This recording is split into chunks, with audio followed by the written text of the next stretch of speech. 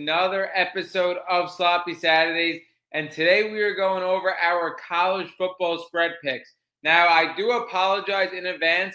My reasoning for taking these spreads are not going to be as in-depth today because I am in a little bit of a time crunch. I got to make it to work. If anybody knows me personally, I am always late, so there is no surprise there. But we're going to go over the slate. This slate is not nearly as exciting as last week's slate, but I think that's going to benefit us a little more. I think in college football, you really make your money on the smaller matchups, the matchups that you feel like you have an edge on. In these prime time top 25 matchups, a lot of times nobody knows really what is going to happen. In smaller matchups with, either bigger spreads or a ranked team against a non-ranked team, I feel like that's where you make your money. Now, going into last week a little bit, we were rough. We were 2-4.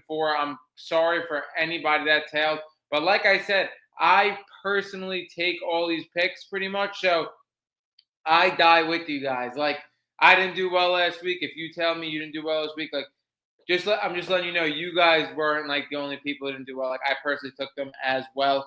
And it seemed like a lot of people didn't do well last week because what I was seeing around social media, what I was seeing from mainstream college football analysts, it seems like everybody got a lot of things wrong last week.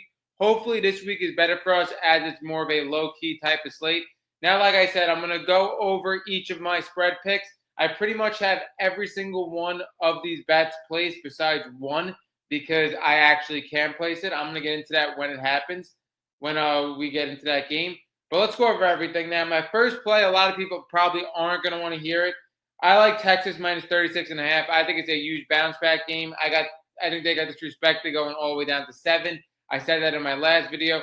Only losing by one score away to the national champions. I feel like they're going to be disrespected. I feel like the noise around Arch Manning, he's going to come out and take his anger out basically on San Jose State again. Is it going to prove anything in the Arch Manning debates right now? No, but I think he's going to bounce back and going to want to absolutely destroy this team. I'm taking him minus 36.5.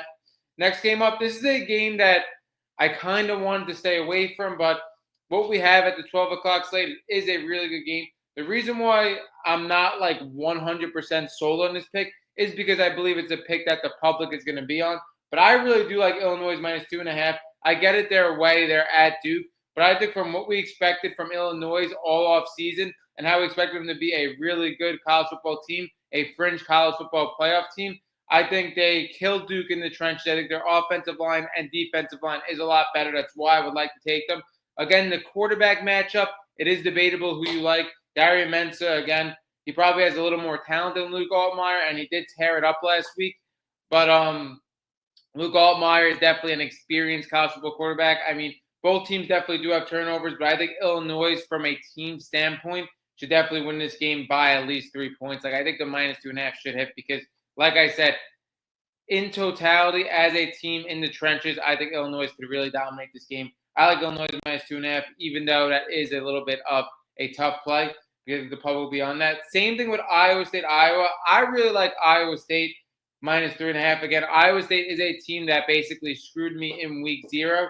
But I like the minus 3.5 in this matchup solely because I think Iowa State has a lot more ways they can win a football game, especially on the offensive end, than Iowa. We heard Iowa's passing game was improved, but then against Albany last week, they only threw for 44 yards. So I'm not sold on it yet. I think Iowa State can win running the football, can run passing the football, and I think Rocco Beck, like I said, could win in a variety of different ways. I don't know if Iowa can do that in the passing game. Yes, I like Iowa's defense a little more, but if this game gets down and it's a close game, I don't know how Iowa's going to win the passing game. I'm still going with Iowa State here. We're going to go down a little bit more. What I think is the best play of the entire slate, I actually can take because I am from New York, so it won't let me take Syracuse. I think Syracuse minus 6.5 against UConn is an absolute lock. I think it is the best play on the board. If you guys are going to take one play from this whole entire week, I would take Syracuse against UConn minus 6.5. I get it. Syracuse has a lot of turnover. I get it. They lost to Tennessee by nearly 20 points last week. But Syracuse as a Power 4 team, even with their turnover, I still think they're just on a way different playing field than UConn. And I get UConn blew out their opponent last week as well. But we say it time and time again for you guys, don't look at the previous week at all. If you look at the previous week on college football, you will get smoked. If you give up on a team based on a previous matchup, you will get smoked eventually. I like Syracuse. I think Syracuse is in a complete different class than UConn. And I think them at home, only winning by a touchdown against UConn, like, give me that all day. Give me that all day long. We are going to go down a little more. What do I like? What do I like? We got to go down a lot for my next play, actually.